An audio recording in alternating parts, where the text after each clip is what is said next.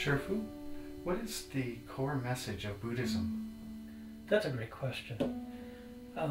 If you go online or you read some books about Buddhism, I think the answer that you would see is that there are the Four Noble Truths in Buddhism. The first is that there is suffering. Suffering is caused. Because it's caused, it can come to an end. And then what's called the Eightfold Path, which consists of appropriate views, appropriate thoughts, actions, livelihood, and speech, appropriate efforts, concentration, and meditation. When I explain this to people, though, they often say, well, that's kind of a pessimistic message. Buddhism seems a little bit pessimistic. And I think from our sort of perspective, that's a reasonable statement. But I think it's because they don't really get the point behind the language that's being used. In Indian Buddhist thought, they like to sort of tell you what the case is. And so what they're saying is, well, there is suffering. This is something that we all have in common. And then tell you what things are not. And that was sort of the style that they developed in discussing these types of materials.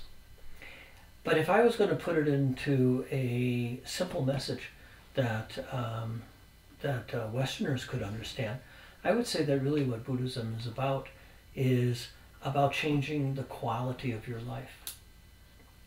Now you may think, well, what's wrong with the quality of my life?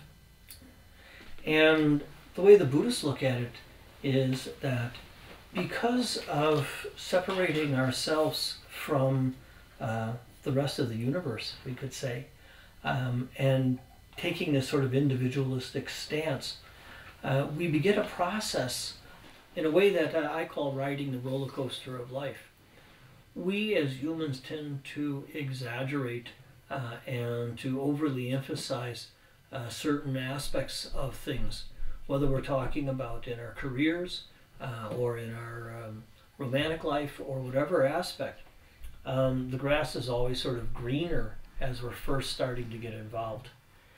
So we start that roller coaster ride up and we're going, oh, the grass is so green and it's so wonderful. So that's the up part of the roller coaster. Everything looks rosy, everything looks so nice and so interesting. And as we continue along that path, then we start to notice that, well, things aren't as perfect as we thought they were. But at some point, reality starts to set in and we go, well, wait a second. There's a few dandelions in the grass and things aren't exactly the way I thought it was. And that's where we start the downward turn on the roller coaster.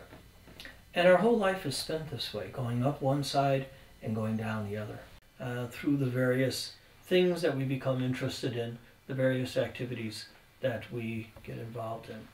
And what Buddhism is trying to do is give us the techniques and give us the methods for trying to make our path through life, our road through life, even and smooth. And that's really what it's talking about when I say it's trying to change the quality of our life. And that's really sort of what the core teaching is all about. The rest of it is just discussions on how to do that and what methods to apply when. So it's a very practically based system.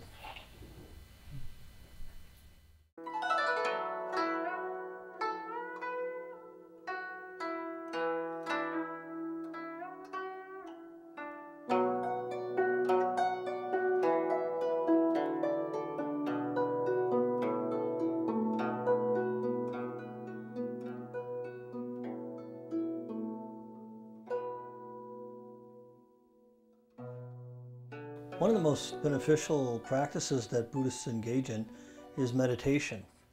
But to do meditation correctly, we have to first learn how to sit. There are a number of positions that are often used. The first is the one we're looking at now, called full lotus, where the feet touch the thighs. There's also a half lotus where one foot is placed down on the ground and the other one is touching the thighs. Doesn't matter which foot is down. The third position is to sit with your ankles locked together. Many people find this comfortable. And another position is sometimes called the Japanese position, or seiza, and that is where we sit back on our haunches.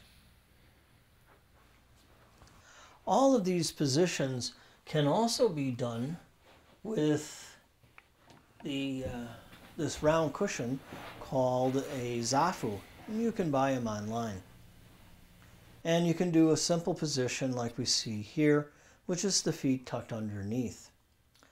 The important thing in the body's position for meditation is to keep the back straight. The back should be straight and the head should be slightly lowered, but not too far. Perhaps we could say you pull your chin in slightly instead of putting your head down. The hands rest comfortably on the lap. Traditionally, we say that the man's right hand goes on top and the woman's left hand goes on top, and this has to do with how the yin and yang energies circulate in the body. The eyes should be half closed, and this is the common seated position for meditation. If someone cannot do this, they can of course sit in a straight back chair and just put their feet flat in front of them, and then make their back straight and put their hands in their lap.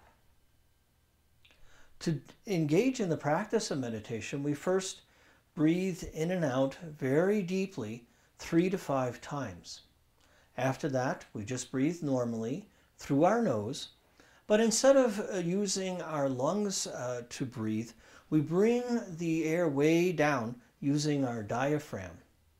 In this way, when you inhale, your stomach goes out just a little bit, and when you exhale, your stomach comes in a little bit, instead of your chest filling up and collapsing again. With each inhale and exhale, we count.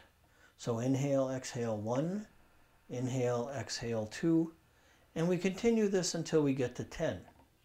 When we get to 10, we go back to 1. Most people will find that at the beginning their thoughts are wandering everywhere, and they can count 2, 2 or 3, and then their mind will be carried off on a thought train. That's okay. As soon as you remember you're supposed to be meditating, just start counting with 1 again. The most important thing is to keep the breathing deep and keep the back straight.